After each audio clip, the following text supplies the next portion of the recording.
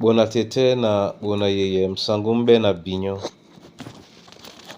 Onyola Joela subon bawenge di malalanga o kalata Petro nilonde iba. E pasau ya bosu na mwemba mwa bosu. Ndena dilange mo. Esele biso dilonge mwenge mwanei na lombi. Ne munyenge na sangwasu nyamo. Ne munyenge na sangwasu nyamo. Alangondola ubeti ledi. Bibele londinde na maniaka. Pete na Yesu atondi pemba. Ne munyenge na atondimba. Atondimba. Atondimba. Ne munyenge na atondimba. Atondipe namba. Atondimba mbape na tondimo. Ndolonde bolimo awe dino. Apoi owo namba na bewonja. Bale iwiye atondi pemba. Ne munyenge na atondimba. Atondimba. Atondimba. Ne munyenge na atondimba. Atondipe amba. Masoma mabena wa yawe. Onyolando lango. Dise biso ya lango o Kristo Yesu sangu. Amen. Petro nilonde iba. E pasa boso mwemba mwa boso. Oten etila bena. Simon Petro. Mutu na nyamloloma nya Yesu Kristo. Onyola babena. Bakusimu lemle mwa dube. Latiki. Kalasu. Onyola temela sim lalubalasu. Na musungedi. Yesu Kristo. Amen. Bandolo o Kristo. Simon Petro. Atuba momene dina. Aikwa dina Simon muna yona. Aisuwe di Petro o Simon. Nde Simon Petro. Bebele di ba oba tiki. Bebele di ba oba kondo.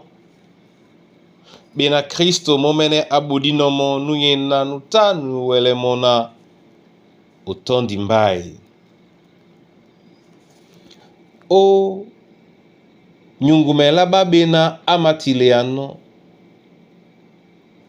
Akwala na bende babena bakusimu lemle mwa dubela tiki. Nde odin kwala. Na ibinga bisobese.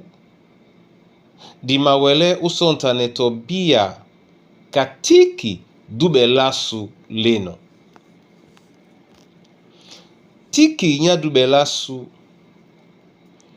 Esi mumbwea mbumasu tumbalasu tombo amwasu. Nde emumbwea nde. Kwedi Kristo eme dino o monye bungwambasa. Monye na nyende loba muna loba nusibi otete na su. Na aleye bisongea. Nje yene welebe die.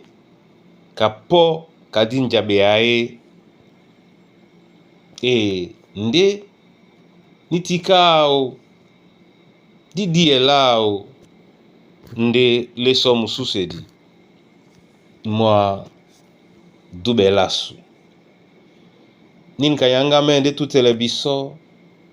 onongo dubela su mwenya na jana na disi sambwele mo disi masambwele nde dubela su to nu nye mulema mwa dubela su yete na di manenge e alao di bupe pemo ninkebe biso esua na jube ala pondese mususe di eme di no sawa na jongi sabe mo Yesu Kristu.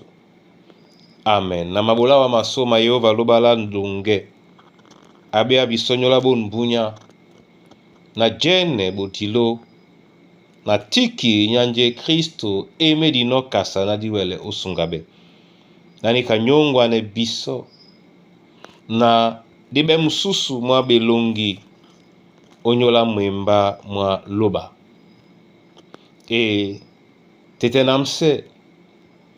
namse mukusa namuna nyuwe namse mbowedi onamse penunye obeboa wanye nanuma tese wonja ombwa bana bongo matongo mawase mese mina mama nikabele bana bongo bamadakabele otese babo wonja tongo ya na jube ya bamube ya no kwedi okasino onyola su monye bongo mbasa pepele tobo mandabu masu mambia nde na mwemba mongo na disiti mbisele jabe ya obodi no biso ewolo osiwe